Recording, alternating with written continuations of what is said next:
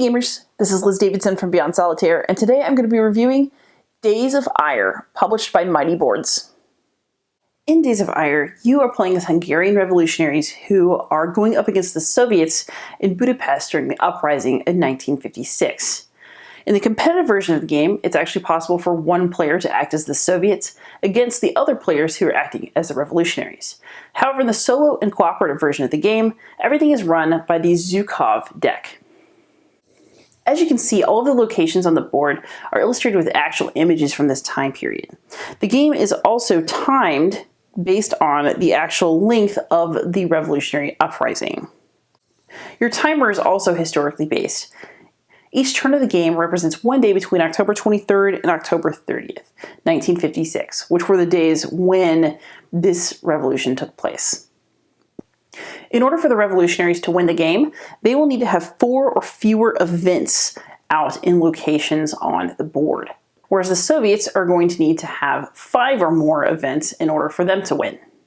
Dealing with events costs precious resources, which we'll talk about more in just a moment.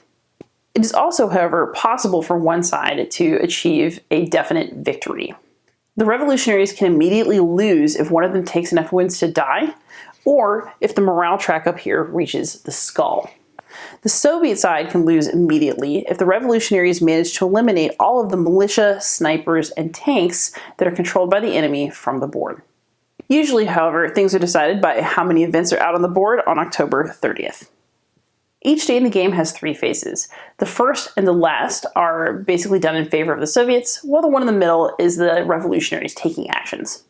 So the first thing you're going to do on a given day is draw and resolve 4 cards from the general Zhukov deck. Let's just pick a couple of them up and have a look.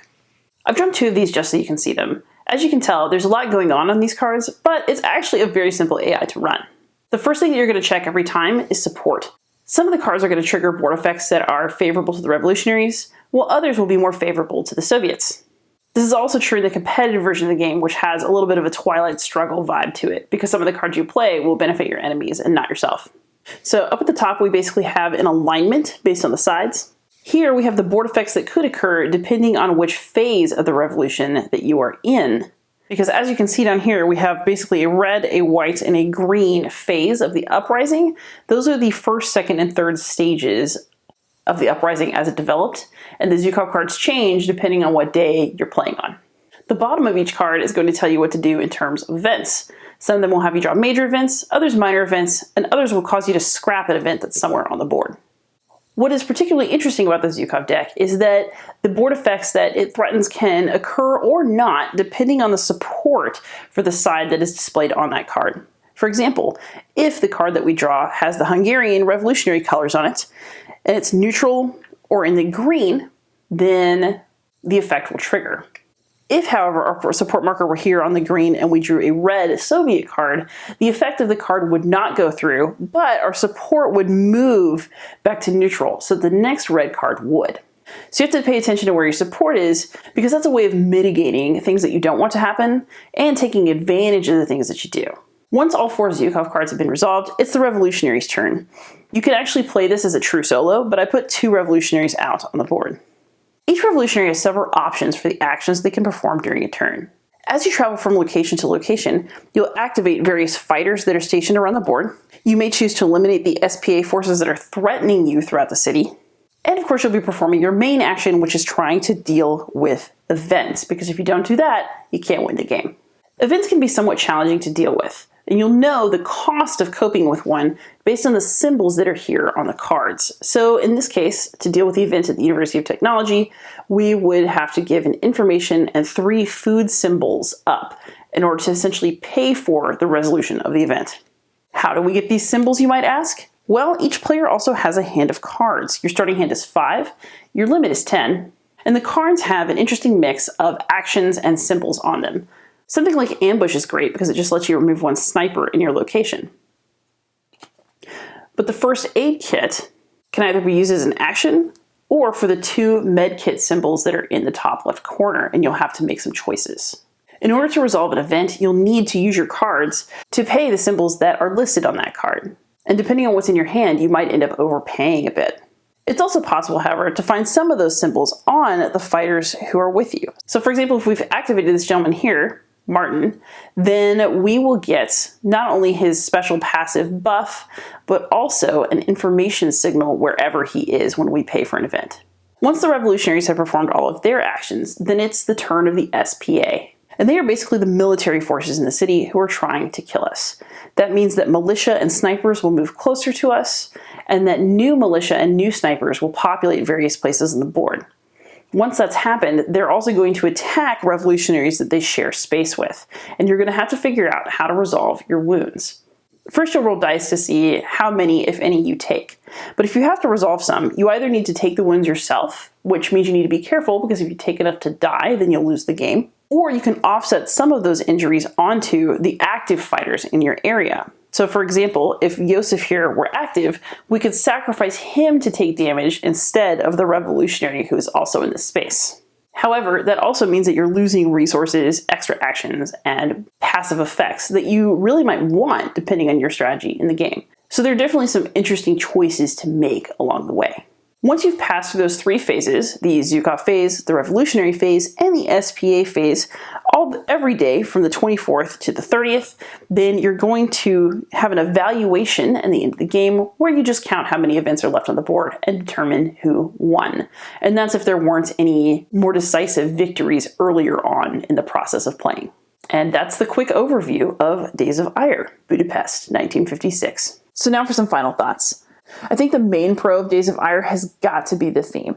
The theme permeates every aspect of this game, from the events on the cards to the images on the locations, which are actual photographs of Budapest from the time.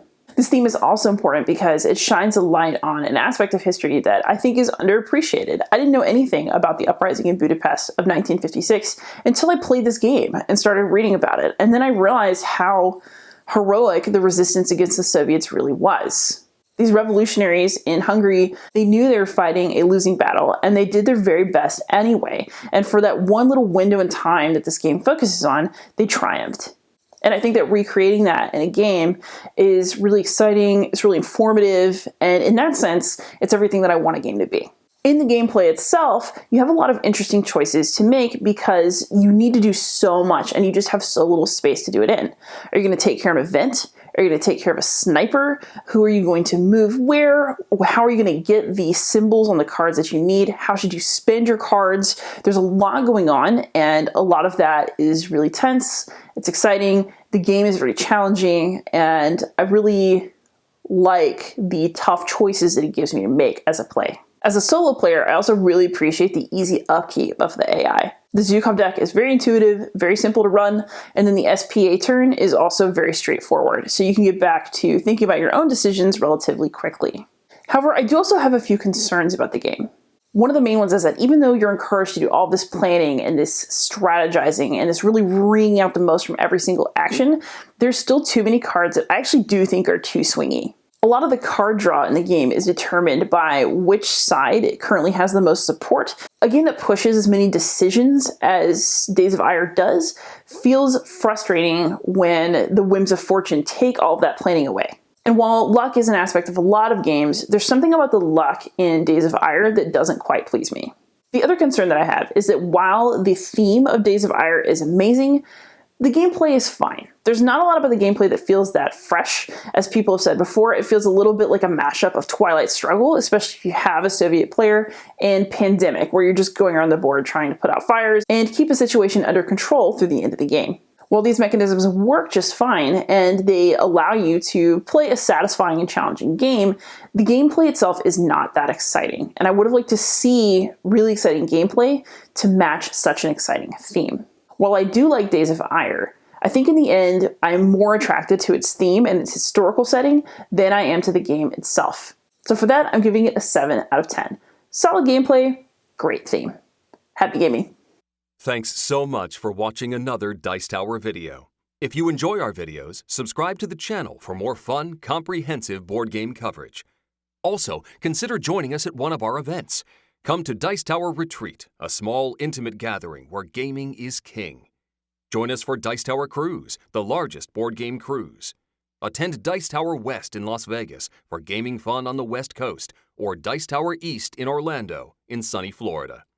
Dice Tower Conventions, the friendliest gaming conventions on Earth.